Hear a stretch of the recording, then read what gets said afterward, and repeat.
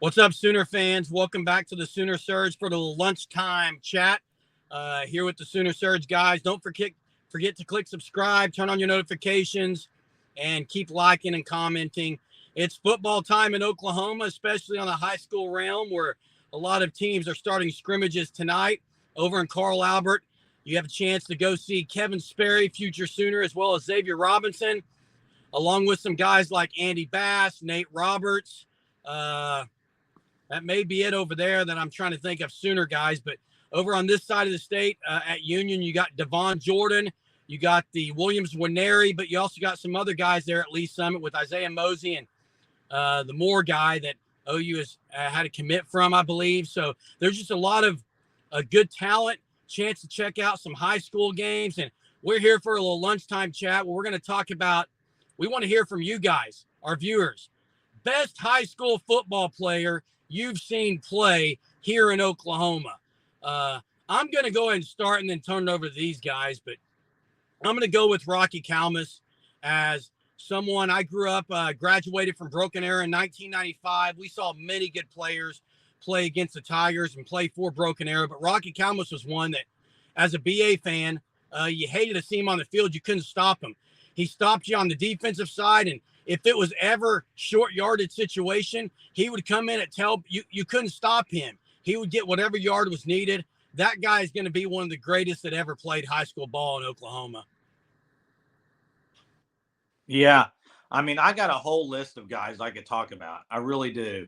I mean, you could go from around the same era, Jeremy. There's guys like Justin Fuente at Union, was a stud quarterback.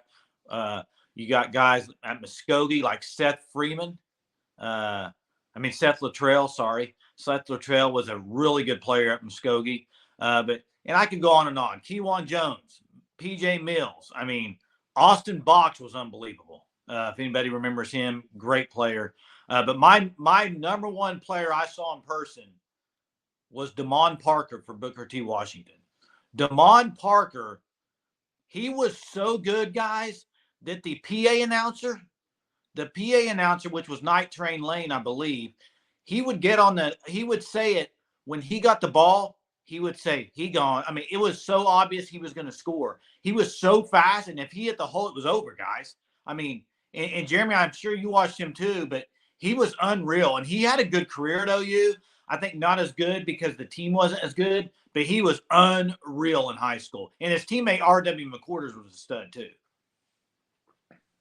Yeah, I'm going to have to go with the more recent guys, obviously. A lot of those guys you listed, I was either not alive or very young at the time they played high school football. So for me, Luke Hasz last year is definitely up there.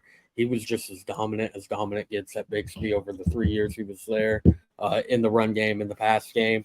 The Presley brothers at Bixby, those two are other ones. I mean, I think they both won Oklahoma Gatorade Player of the Year. I saw Dax Hill a few times at Booker T. He was electric, one of the best safeties and punt returners I've ever seen.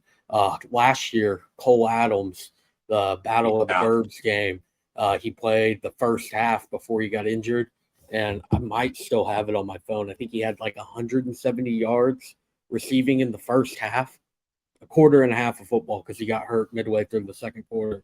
That was unreal performance for him. But, yeah, I think I would go Luke Hasz. Luke was just the guy, saw him play dozens of times at Bixby, and he was just every time you watch him play, it's like this guy's the best player in the state, and it's not even close. Hey, yeah, one thing that you notice with every player that's mentioned here is you can go to a scrimmage like tonight, guys. Get out there and check these out. They stand out. It's not like you have to wonder which guy it is. They just stand out. And Jason Freeman also was a Muskogee guy. Yeah. Tight end. I mean, there's so many good ones, but yeah, you can definitely tell when you're out there watching these scrimmages who kind of looks the part and is the part. Well, and to me, I think OKPreps high school football is the best it's been as far as overall, I think personally, in a long time. I think just the talent in Oklahoma, just over maybe the last few years and this year especially, I think it's just on the rise. I think it's just getting better and better. Yeah, this class has Kevin Sperry has the potential to be the first 5-star quarterback that Oklahoma's had in the past 10 years. I think 2014 was the last one they had, so it would be 11 years at that point. Who By the was it time in 14? I can't remember his name. He went to Bama. I think he was from Norman. Pretty sure. Oh, I know who you're talking about. Yeah. But yeah, Carl Albert. I mean, they're the number one team in the state right now. They took that from Bixby.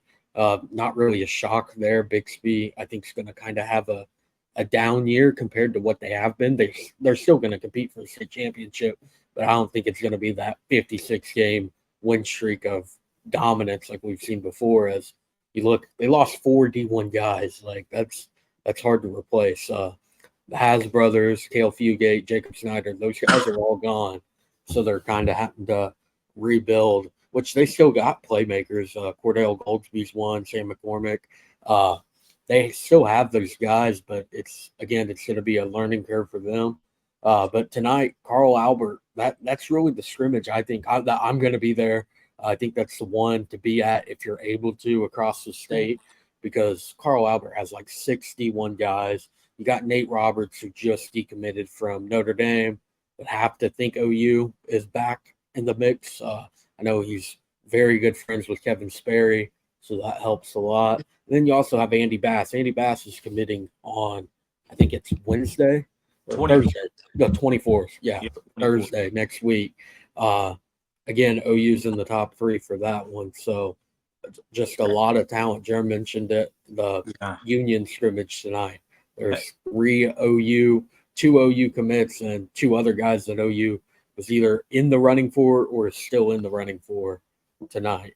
Yeah, and there's a lot of guys we haven't mentioned that we forgot about, I'm sure. So please comment, tell us. I mean, one guy I just thought of right now, Sam Bradford. Sam Bradford, I watched him in a playoff game against Broken Arrow, and personally, I did not expect him to be that great of a quarterback that he was at OU. I mean, some of these guys in high school are really great high school and don't pan out, and some of them aren't as good and then pan out to be outstanding players. So, yeah, Josh Jacobs is another one that we never mentioned. I mean, the guy's tearing it up on Sundays. But yeah, drop your comments, guys. If you have a chance, if you're in the west side of the state, go check out one of OU's top recruiters. He's not just a recruit, but he's also one of the best recruiters on the team right now. It's Kevin Sperry. Check him out. He's doing great things for the university. And if you're on the east side, check out maybe the one at Union. But drop your comments. We want to know who you think is the greatest player of OKPreps history. Till next time, guys. Boomer. Boomer.